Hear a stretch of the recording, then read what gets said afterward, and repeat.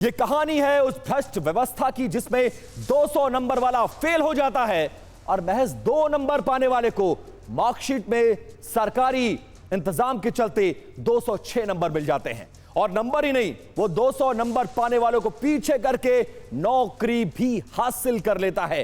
भ्रष्टाचार की कहानी देश में राजस्थान के सरकारी नौकरी में भर्ती घोटाले की है। यहां मार्कशीट में नंबरों की हेरा फेरी कैसे हुई, पहले उसे देखिए और इसके बाद पूरी कहानी आपको समझाते हैं। तो बिग बॉल के जरिए बहुत सारी डिटेल्स और इस पूरी कहानी को डीकोड करने जा रहे हैं और बिग बॉल पे क्या कुछ है खास वो आपको बताने जा रहे हैं। सबसे पहले इसको देखिए, ये जो गिरफ्तारियां हो रही हैं, ये उन चेहरों को देखिए जो अब शर्मसार महसूस कर रहे हैं, लेकिन जो डिटेल है वो जानना बहुत ज्यादा जरूरी है। योग्यता फेल और सिस्टम का खेल कैसे योग्य लोगों को फेल कर देता है और महज 6 नंबर पाने वाले पास हो जाते हैं, 200 नंबर पाने वाला फेल हो जाता है। अभ्यर्थी नंबर 1 जिसके नंबर 35 थे, अब आप समझिए पहले स्कैनिंग में अभ्यर्थी 1 को 35 नंबर मिलते हैं और बाद में उसका नंबर बढ़ाकर कितना कर दिया जाता है 191। अभ्यर्थी नंबर 2 उसको नंबर मिलते हैं कुल 2 और बाद में जो स्कैनिंग में हेराफेरी करके उसके नंबर कर दिए जाते हैं 206।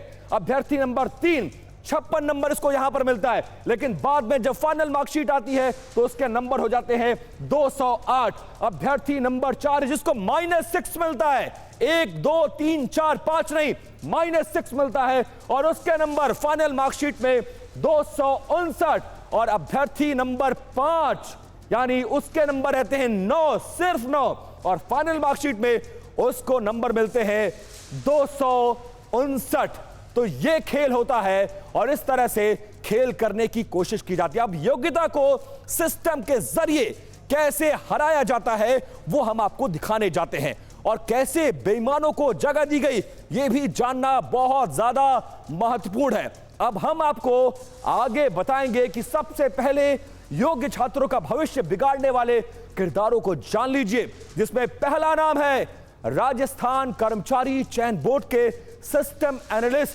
संजय माथुर का। इसके बाद दूसरा नाम देखिए, दूसरा नाम किसका है, राजस्थान कर्मचारी चयन बोर्ड के प्रोग्रामर प्रवीण गंगवाल का। फिर नाम आता है तीसरा, इस पूरी कहानी का तीसरा किरदार कौन है, शादाब खान। चौथा किरदार है विनोद कुमार, जबकि पांचवा किरदार इस पूरी कहानी में पूनम माथुर नाम की एक महिला शामिल है जो इस पूरे खेल में शामिल रहती है। अब आप देखिए इस पूरे सिस्टम को समझिए, इस पूरे खेल को समझिए और कैसे छात्रों के भविष्य से खिलवाड़ किया गया है। नकल माफिया का खेल और योग्यता जहां पर हो जाती है पूरी तरह से फेल। अब देखिए पहले स्कैनिंग में किसको कितना नंबर मिलता है और बाद में नंबर कैसे बढ़ा दिया जाता है। राजस्थान सरकार में यह पूरा खेल कैसे चल रहा था। सबसे पहले देखिए, पहले स्कैनिंग में मिलते हैं सिर्फ 63 नंबर और बाद में नंबर को बढ़ाकर कर दिया जाता है 182। इस तरह का खेल। अब पुलिस की गिरफ्त में जो पूनम माथुर परीक्षा में फेल हो गई थी उसे कैसे नौकरी मिलती है उसको जानना जरूरी है, जिसका डाटा हम आपको दिखा रहे थे। अब आप देखिए कि इस पूरे कहानी में बेईमानों की भीड़ में ईमानदार कैसे पिछड़ जाता है। गरीब परिवारों के बच्चे जो पूरे साल मेहनत करते हैं वो कैसे नंबर पाकर फेल हो जाता है और अमीर और रसूखदारों के बच्चे सिर्फ पैसे के दम पर कैसे इन नौकरियों को हासिल करते हैं वो भी जानना बहुत ज्यादा जरूरी है। अब देखिए 3 भर्ती परीक्षाओं में धांधली की गई।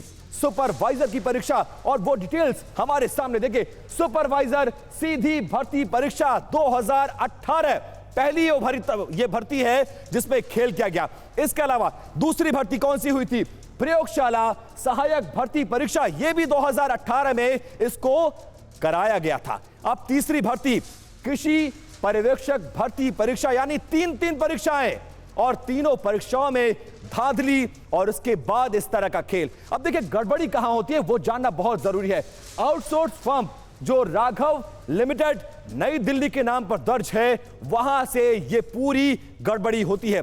काम किसको मिला और काम क्या मिला वो जानना जरूरी है। इस कंपनी को काम मिला, काम क्या था, ओएमआर शीट को स्कैन करना इसका काम था और इसके अलावा रिजल्ट के लिए डेटा प्रोसेसिंग की जिम्मेदारी इसी कंपनी के पास थी जो नई दिल्ली में रजिस्टर्ड है। अब क्या किया गया वो जानना बहुत आवश्यक है। क्या किया गया वो समझिए।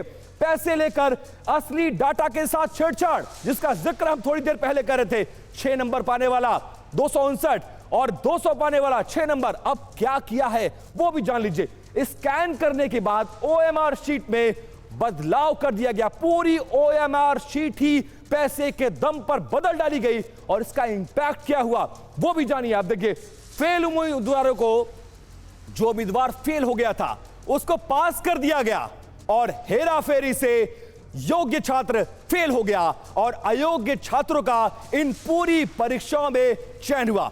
अब जब यह पूरा मामला सामने आया है तो एक्शन क्या हुआ है वो जानना बहुत जरूरी है। इन तस्वीरों में देखिए, ये वो तमाम चेहरे आपको दिख रहे हैं, 1 2 3 4 5, जिसमें एक महिला भी शामिल है।